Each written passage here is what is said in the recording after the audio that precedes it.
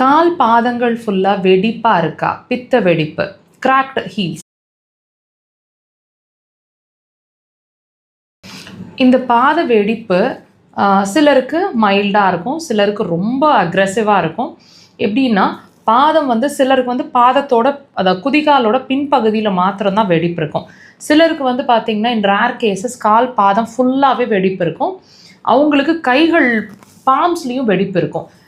இந்த அளவுக்கு வெடிப்பு இருந்துச்சுன்னா கண்டிப்பாக ரொம்ப பெயின்ஃபுல்லாகவும், சில கண்டிஷன்ஸில் சில நேரங்களில் பிளட்டு ஊஸ் அவுட் ஆகிற மாதிரியும் இருக்கும்.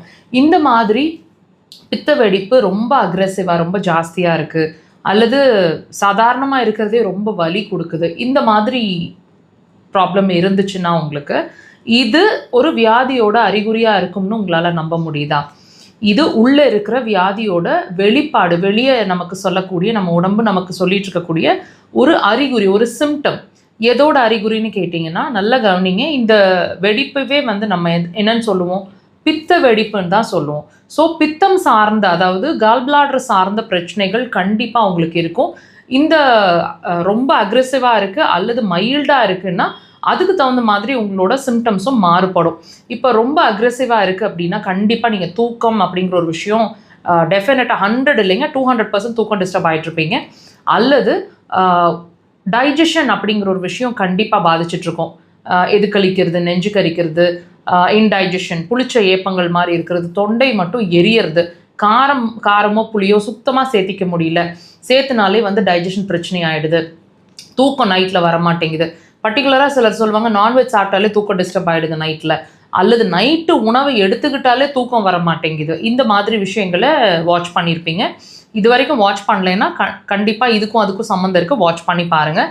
அது மட்டும் இல்லைங்க, நிறைய கோவப்பட்டுட்ருப்பீங்க, நிறைய திங்க் பண்ணுவீங்க, தேவையில்லாமல் திங்க் பண்ணுவீங்க, ஓவர்லாப்பிங் ஆஃப் தாட்ஸ், அதாவது அதிகப்படியாக சும்மா அமைதியாகவே உங்களால் உட்கார முடியாது, எக்ஸ்ட்ரீமாக திங்க் பண்ணிகிட்டே இருப்பீங்க, மனசு அமைதியாகவே இருக்க முடியாது, தலைவலி, தலை பாரம், கண்ணை சுற்றி வலிக்கிறது, சில நேரங்களில் வாமிட்டிங் சென்சேஷன்ஸ் கூட இருக்கும். எப்போ பர்டிகுலராக காலை எழுந்து ப்ரஷ் பண்ணும்போது வாமிட்டிங் சென்சேஷன் ஒமட்டல் மாதிரி இருக்கும்.